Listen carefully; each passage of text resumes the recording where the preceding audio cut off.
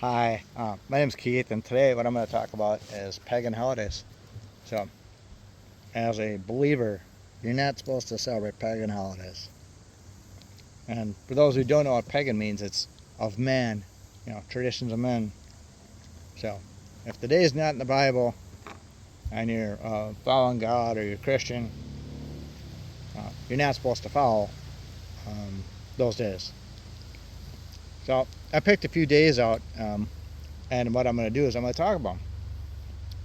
I didn't pick them at random. There are certain days that have alternative or ulterior um, meanings hidden behind them, or they're associated with like some pretty wicked days, and they seem like benign holidays. So the first one I'm going to talk about is Valentine's Day. So this seems an awful lot like an offshoot of something called Lupercalia. I'll spell it for you, and it's spelled Lupercalia.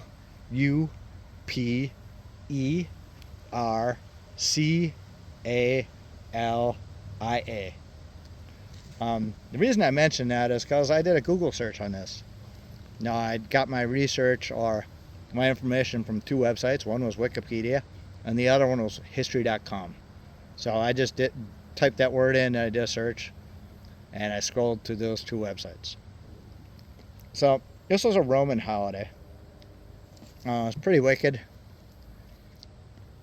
And what it was a day that was filled with violent, sexually charged. It was a violently sexually charged day with ritual sacrifices. Another possible tradition associated with this day was like matchmaking. So people are like, whatever. What does that mean? Well, it's kind of like a tradition with Valentine's Day. Like especially with little kids, little children. Like, hey, will you be my Valentine's Day? That's kind of like almost like a matchmaking kind of thing. Now, I mean, are they having intimate relationships in grade school? No. But it seems very much like an offshoot of that. Not only that, Valentine's Day is all about love, and, this is a sexually charged day. Lupercalia was on February 15th. Valentine's Day is February 14th. And Greeks also had something to do with this day.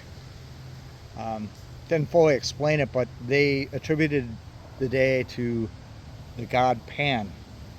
For those who don't know, the god Pan is another name for Satan. So even if this is remotely what I truly believe it is, the fact that it's not in the Bible in and of itself is reason enough not to do it.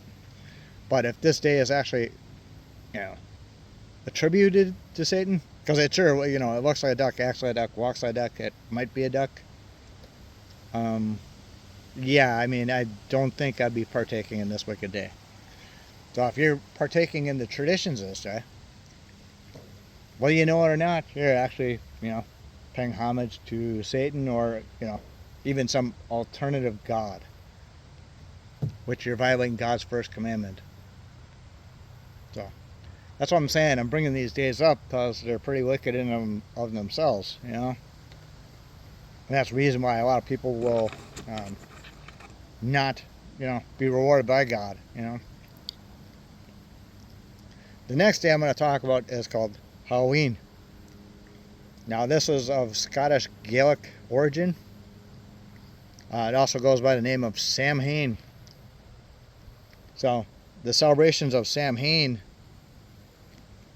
included bonfires, guising. For those that don't know what guising is, I'm going to take a second here to tell you what it is. It's going dressed up in a costume, going around to your neighbor's houses and asking for food, coins, or something else that I mentioned, like candles or something stupid. And once again, I did this research on History.com and Wikipedia. And That's like trick or treat. I forgot to mention that Samhain falls on November 1st. So basically, you know, Halloween night, pretty much, because it goes from sundown to sundown. But something else in this holiday is like divination, veneration of the dead. Well, I mean, that's what all these Halloween movies are about. Praising and worshiping the dead, you know. Horror movies, all that type of stuff. Feasting. This day is also related to something called All Saints Day. Well, that sounds interesting. That would sound almost like a good thing. Except for All Saints Day is not in the Bible. I know a lot of priests will say, like, oh, you know, hey, All Saints Day, you know, because that's about the Roman Catholic Church, and it's a good thing. But it's tied to Samhain. Interesting. Very, very interesting. And it's also attributed to the Day of the Dead. It's all wicked stuff, you know, like in the eyes of God. Happens around the same time. And anyway, I'll give a little story here.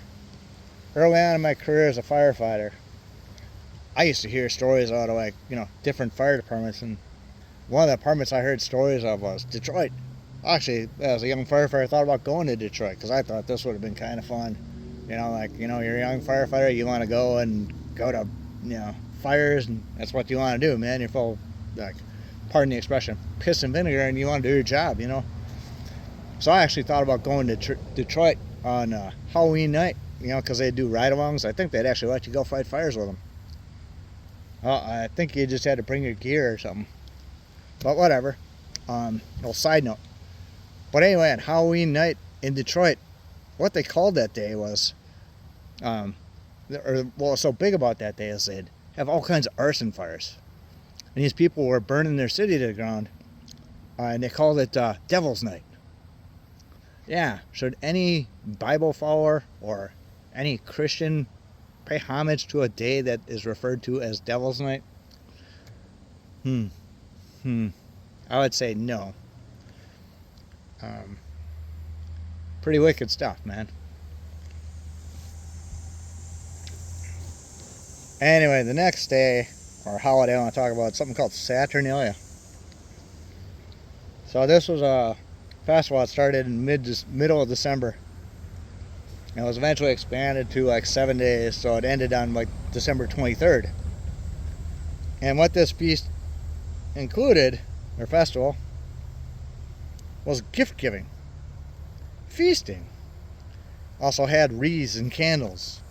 And it sounds an awful lot like Christmas. They also had something called a Lord of Misrule. That would like play gags and practical jokes on people. But anyway, what happened was Christmas absorbed all kinds of Saturnalian traditions, or traditions from Saturnalia. So I don't know if there's a word as Saturnalian. To convert pagan Romans to Christianity. That's not how God operates. God has His days. He wants you to observe His days. He doesn't say, hey, yeah, those people over there, do your own thing to worship them. Do their trash, you know, so that they convert to my faith. That's not what God's about. He doesn't work like that. If you think He does, you are deceived. Okay? Now, there's also nothing that tells you when and how to celebrate Christmas in the Bible. So if you were to do a Google search about when and how to observe Christmas in the Bible, yeah, Google's pretty smart. For those who doubt my my ability to preach, okay? Google won't find any directions on when or how to celebrate Christmas. Most theologians don't know when the Messiah was even born. There's debates over that. So how do we arbitrarily pick a day and then call it His birthday? That makes that something called a tradition of man in and of itself. Alright? Now what I'm going to do is I'm going to read Jeremiah chapter 10, verses 2 through 6. This is in the Old Testament before the Messiah was even born. Well before that. Thus saith the Lord, learn not the way of the heathen, and be not dismayed at the signs of heaven, for the heathen are dismayed at them. For the customs of the people are vain. For one cutteth a tree out of the forest, the work of the hands of the workmen with the axe. That's going to get the Christmas tree, for those who aren't paying attention yet, or don't understand. They deck it with silver and with gold. They fasten it with nails and with hammers, that it may not move. Or that move not, sorry. So, silver and gold, that'd be the tinsel. And then, well, people don't fasten it with nails and hammers now. They put it in the tree stand, and screw it up so it stands upright. They are upright as the palm tree, but speak not. They must needs be born, because they cannot go. Be not afraid of them, for they cannot do evil, neither also is it in them to do good. For as much as there is none like unto thee, O Lord, thou art great, and thy name is a great in might. So, that's God ripping on Christmas. Okay. Actually, it's ripping on Saturnalia, which is Christmas, by the way. One and the same. Okay. So the next verse I'm going to read, or next holiday I'm going to talk about, something called Easter. Alright? Or it's pronounced Ishtar. Not sure, because it's Ishtar. Not sure if the I has an E sound or an I sound. It's from it's an ancient Mesopotamian goddess of love, fertility, and war. Also referred to as the Queen of Heaven. So I'm going to stick in the book of Jeremiah, because this book's just rich on this stuff. So I'm going to read chapter 7, verse 18. So the children gather wood, and the fathers kindle the fire, and the women knead their dough to make cakes to the Queen of Heaven, and to pour out drink offerings unto other gods, that they may provoke me to anger. For those who don't think this is going on, I can tell you the Catholic Church, Roman Catholic Church, pretty much any Catholic Church, is still doing this to this day. They're called hot cross buns, and it's right around Easter when they make them. You can look that up. They're still baking stuff to the Queen of Heaven. Next, I'm also going to stick in the book of Jeremiah. And I'm going to go to chapter 44. Okay.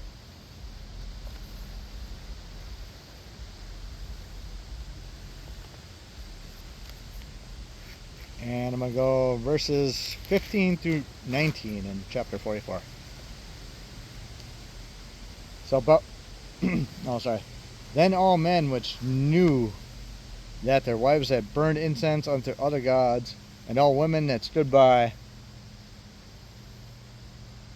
a great multitude, even all the people that dwelt in the land of Egypt and Pathros, answered Jeremiah, saying, As for the word that thou hast spoken unto us in the name of the Lord, we will not hearken unto thee, but we will certain do whatsoever thing goeth forth out of our own mouth, to burn incense unto the Queen of Heaven, and to pour out drink offerings unto her, as we have done, we and our fathers, our kings, and our princes, in the cities of Judah, and in the streets of Jerusalem.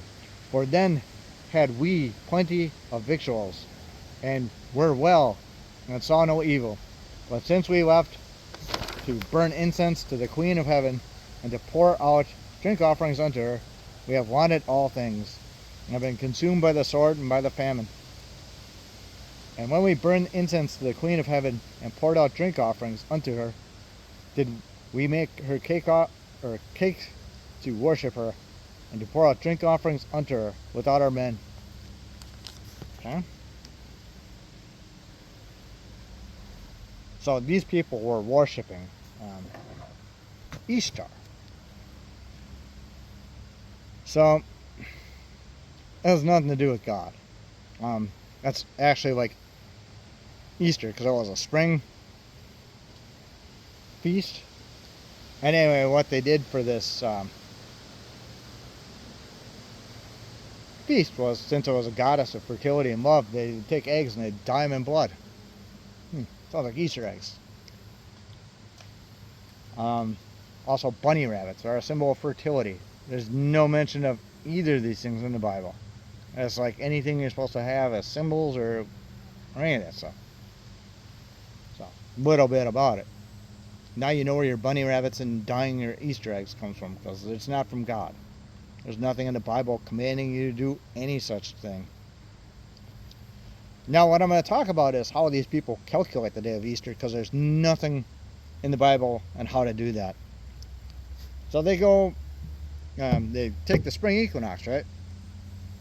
And after the spring equinox, they look for the first full moon. And then after the first full moon, they choose the first Sunday after that. That's Easter Sunday. Nothing in the Bible commanding anyone to do that. So if you're wondering how it is that the Messiah could be born the same day every year, but his death and resurrection are a completely different day every year of the calendar, which makes no sense if you're following the same calendar every year. I mean, and that alone should make you go, huh? Yeah, huh? Because he would die the same day every year if he's born the same day every year. That just makes sense, right? But anyway, I'm going to go back one thing, and I'm not sure how exactly they do this, but they count back 40 days from Easter Sunday, what they determine. Okay? And then what they do, right, is that's Ash Wednesday. Now, I think they skip certain days of the week. I think it's Sundays, because they don't count one day of the week, if I'm not mistaken. So it comes back a few days, which is why it ends up on Ash Wednesday, not Sunday. Something weird. You can look and you can Google how they do that, but there's nothing in the Bible telling anyone to do anything like that. Now, what I'm going to mention is Ash Wednesday and Lent, also not in the Bible. And the reason I bring this up is this is weeping for Tammuz. Catholics still do this. The Roman Catholic Church still weeps for Tammuz. And what I'm going to do is I'm going to read Ezekiel chapter 8, verse 14. Then he brought me to the door of the gate of the Lord's house, which was toward the north, and behold, there sat women weeping for Tammuz. So this is on Ash Wednesday, right? When they weep for Tammuz, and you'll see women that are crying, right? When they get a little ash tea on their head, they're weeping for Tammuz. That's what they're doing. The ashen cross on the forehead or on the cheek, wherever they put it. Those people are weeping for Tammuz. Now, in order to understand what this is all about, there were 3 wicked people that are pretty instrumental in history. Early history of the Bible. The first one was Nimrod. Okay, he was from Genesis chapter 11. He was the one who built the Tower of Babel in rebellion against God. So he tried to build a tower to overthrow God, which is what his whole plan was. So God saw this and basically scattered the people at that place, scattered the languages, confounded the languages at that point. And so anyway, he was pretty wicked. He had a wife named Semiramis who went by a few different names. One was Ishtar, one was Ashtoreth. There are a couple other names that I've seen mentioned in different translations of the Bible. Diana, Artemis. I think those last 2 names are also her. I'm not positive of that, so I can just mention it. There's no like real description as to who those people were. It was just the people of Ephesia were worshiping them. And anyway,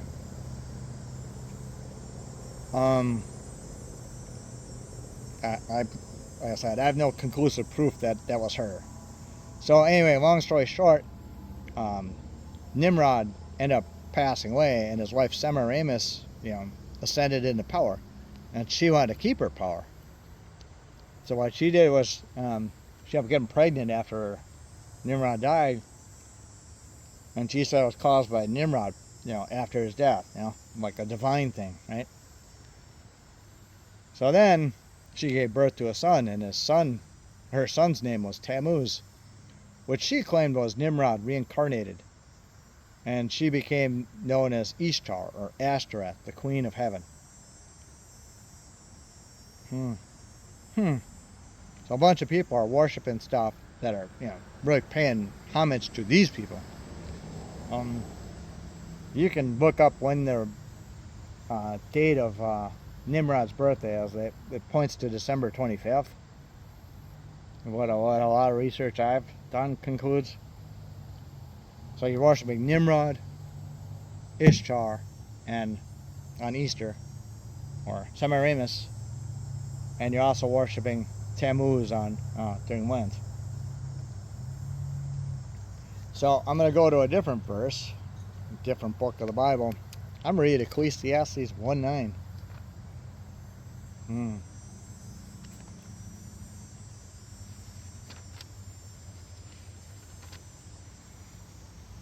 Pardon me while I flip my pages here. I'll get there in a second.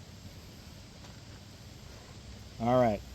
The thing that hath been, it is that which shall be, and that which is done is that which shall be done, and there is no new thing under the sun. So basically this was happening early on in the history of the Bible, and it's still going on today, because there's nothing new under the sun.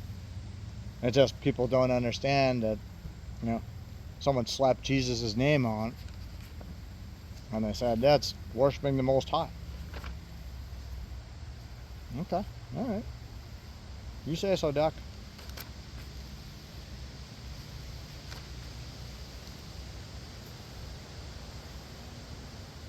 Anyway, next I'm going to read 2 Corinthians chapter 4, verse 4. In whom the God of this world hath blinded the minds of them which believe not, lest the light of the glorious gospel of Christ, who is the image of God, should shine unto them. So when it says God, it's in a little g. So that God that's the God of this world is Satan, for those who don't know. So it would make more sense that you're being lied to in every way, shape, and form. If Satan's actually the God of this world, wouldn't that make a lot of sense that everything most people are doing is actually incorrect?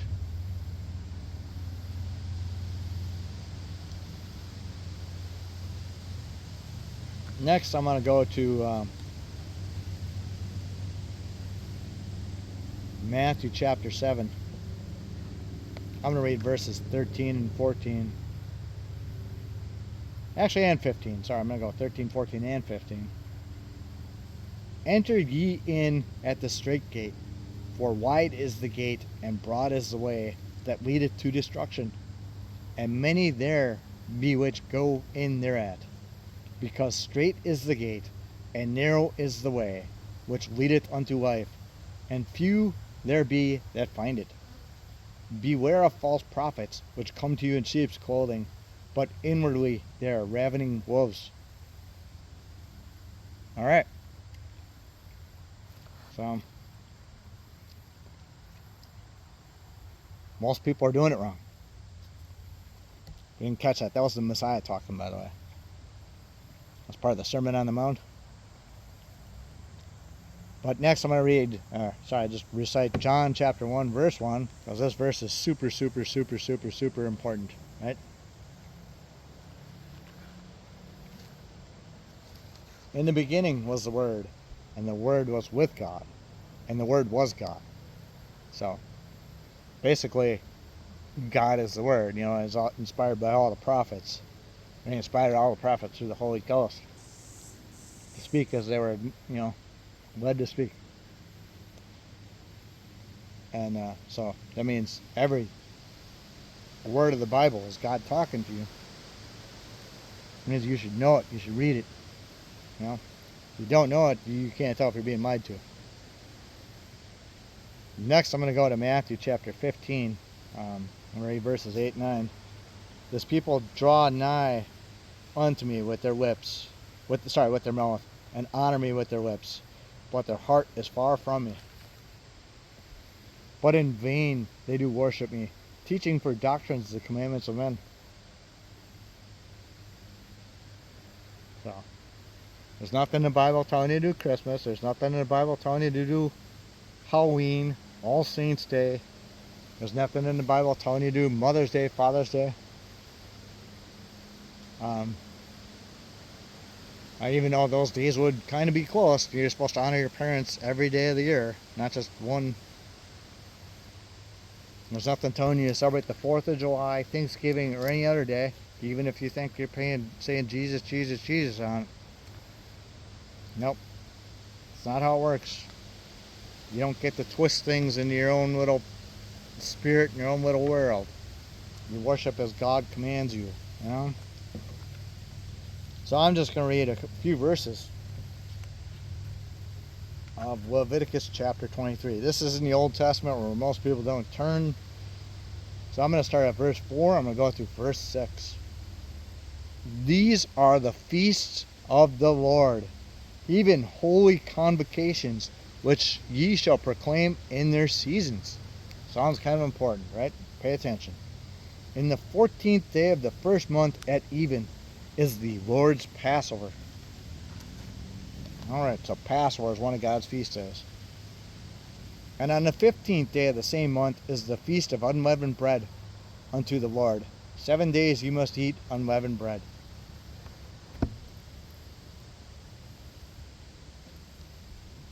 This is from a King James Bible, right?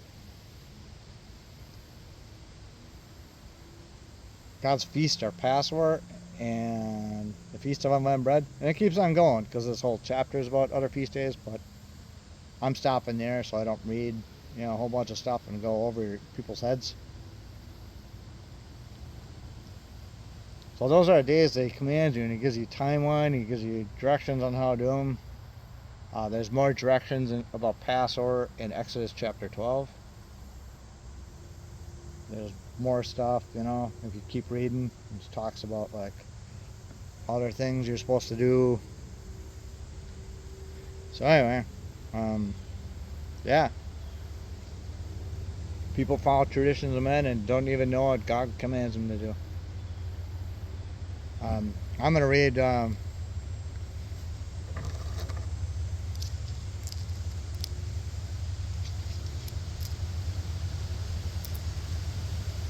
I'll read a couple more verses, so I'm going to go to Matthew. I was about ready to almost close this video out. And so I'm going to Matthew chapter 7.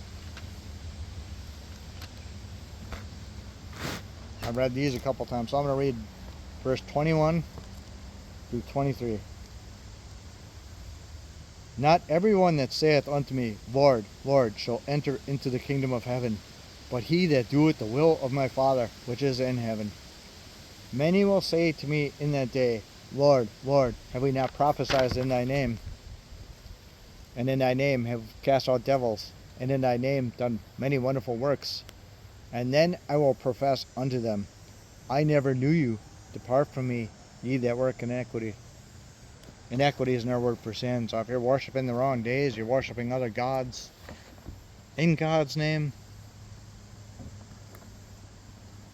while ignoring his holy feasts and holy convocations that he tells you to worship. And in these books, there's nothing that tells you to do the days that you're worshiping, so those are complete traditions of men. That makes you feel good. God's going to say that he never knew you. You should actually repent right now, because time is short. All praise and glory to the Most High. And amen.